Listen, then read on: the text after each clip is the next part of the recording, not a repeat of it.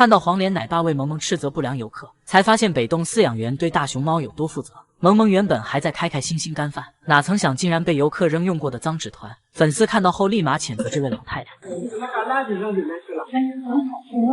你把fru纸扔里面干嘛去了？一向懂事的萌萌不仅没吃掉纸团，甚至还在专心干饭，一点没理会现场喧闹。即便如此，黄脸奶爸还是担心不已，他满脸担忧看向闺女回家，生怕外场还有不良游客乱扔的垃圾。从萌萌遇到突发意外时，黄脸奶爸的焦急万分应对的反应，就足以可见北洞饲养员有多用心。这还不是北洞第一次出现意外，要知道萌儿前几天也在外场看到饮料瓶，正当宝贝拿在手里把玩时，奶妈被游客提醒发现情况后，第一时间喊好带儿回内舍检查。还好奶妈平日里的细心照顾，让二小子对饲养员有着充分的信任，才能放下瓶子跟随声音乖乖回家。前段时间萌萌和胖大海被吓到应激，也是这些不良游客的问题。大声喧哗的小学生直接把滚滚们吵得缩在小角落，还好饲养员们将孩子们第一时间带回家，要不然很容易给萌萌和胖大海留下心理阴影。北洞饲养员一向是护崽的一把手，还记得萌萌当年被选中繁殖，因为拒绝繁殖一度被关进小黑屋，也是徐老爷为闺女做主，直接代表北洞将宝贝接回家生活。正因如此，萌萌一家子熊猫才能团聚，这可都是整个北洞当年努力的结果。饲养员是真心将熊猫当成孩子疼爱，即便小家伙遇到一些小问题，他们也要飞快冲进现场帮宝贝解决问题。当萌宝被乌鸦骚扰拔毛时，细心的徐老爷直接站在外场守护孩子，顶着烈日也要驱赶这群不速之客，只为宝贝孙女能够安心入睡。萌儿只是吃得太着急打嗝，也能吓得面面奶爸来给宝贝看病，还非要二小子张嘴看看情况。就连小白天外场的木桩也被面面奶爸用砂纸耐心打磨，生怕上面的凹凸不平伤害到闺女。只能说他对熊猫真的太负责了。尽管李奶爸主要负责照顾丫丫，可他对整个北洞的熊猫都很用心。萌完排年期不舒服的那段时间，整日抱着肚子蜷缩在小角落，也是他站在一旁默默观察着宝贝的情况。北洞有一群这么有爱心的饲养员，相信滚滚们在他们的守护下一定幸福无忧。直到看见小男孩宠溺地亲了熊猫一口，才明白人和动物间的感情有多美好。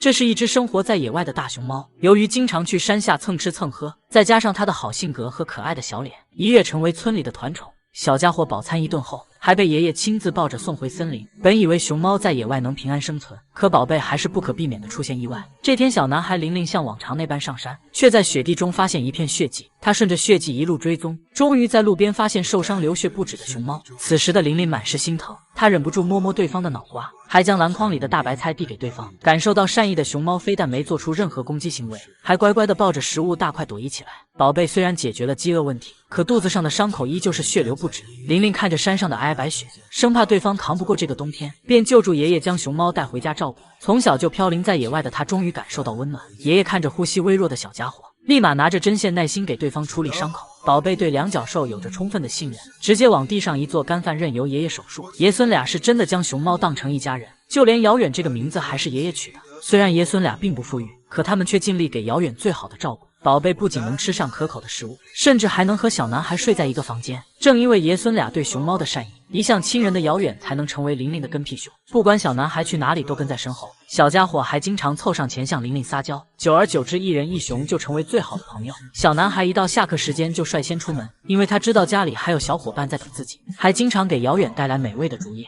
调皮的小家伙还对着玲玲做起来鬼脸。虽然他们每天都在嬉戏打闹，可遥远看到男孩学习后，却乖乖坐在树上，一人一熊互不打扰。只可惜快乐的时光总是短暂的，等到遥远完全康复后，还是要回到野外。玲玲虽然舍不得新交的好朋友，但她明白丛林深处才是对方真正的家。就在遥远离开前的最后一晚，爷孙俩特意做一顿大餐告别小家伙，爷爷还特意加好几个鸡蛋，即便自己都舍不得吃，也要给熊猫补充营养。第二天一大早，爷孙俩就送遥远回家。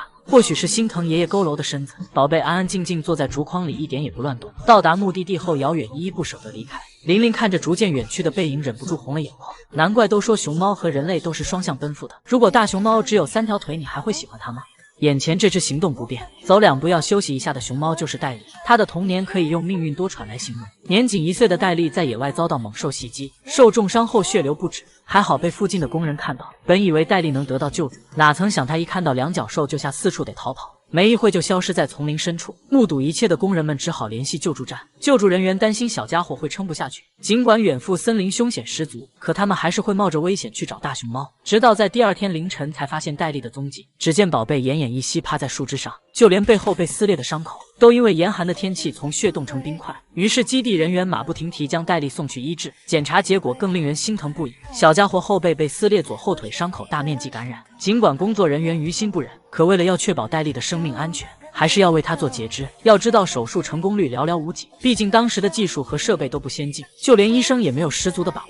或许是因为上天对戴笠的眷顾，全世界第一例熊猫截肢手术竟然圆满完成。虽然这小子成功捡回一条小命，可他也因为截肢彻底成为3条腿的熊猫。基地还给宝贝取名为戴笠，寓意为期待站立。小家伙一开始很不适应，走路时踉踉跄跄，一不小心就会摔倒。即便如此，戴笠依旧积极乐观的生活。宝贝整天都在练习腿部力量，试图用3条腿撑起小小的自己，并且吃嘛嘛香的他一点不浪费食物。这小子没多久就胖了一大圈，变得身强体壮。戴笠被饲养员照顾没多久，就被送到幼儿园和同龄熊猫生活。本以为小家伙会受到欺负，结果他仅靠3条腿就打遍基地无敌手，一言不合就对着小伙伴怒吼。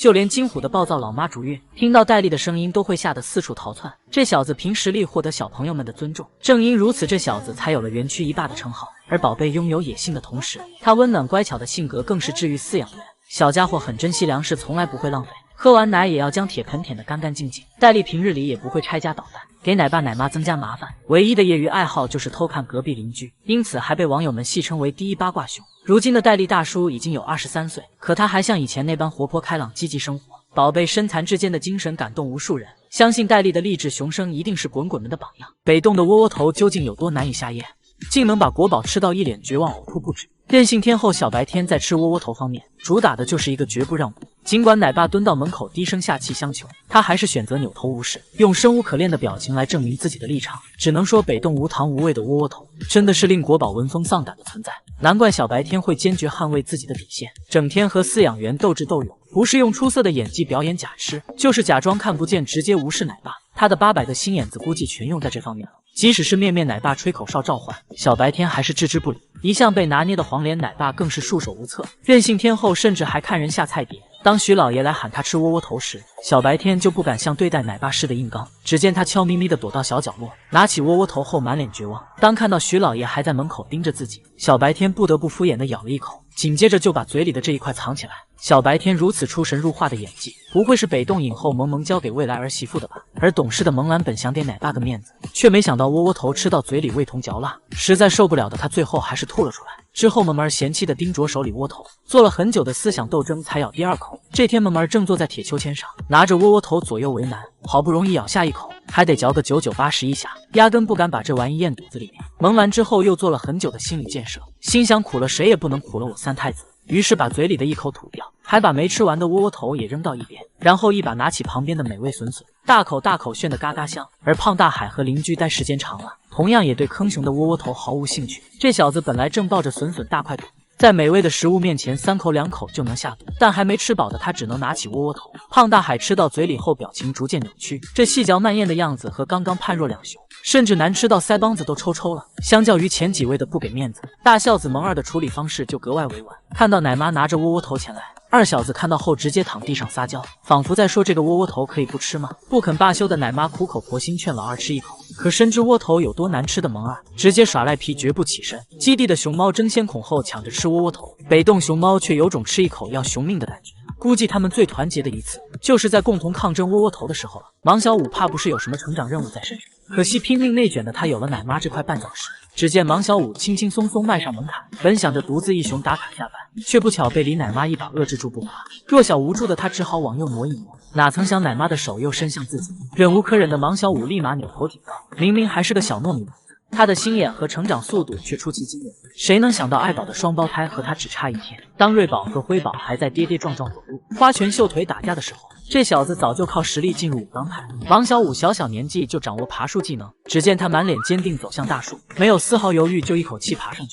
这波操作直接让花姨颜面尽失，不知道的还以为王小五自带系统，难怪于爱整天虎视眈眈，原来不只是害怕奶妈被抢走，也在担心自己二馆长的位置不保了。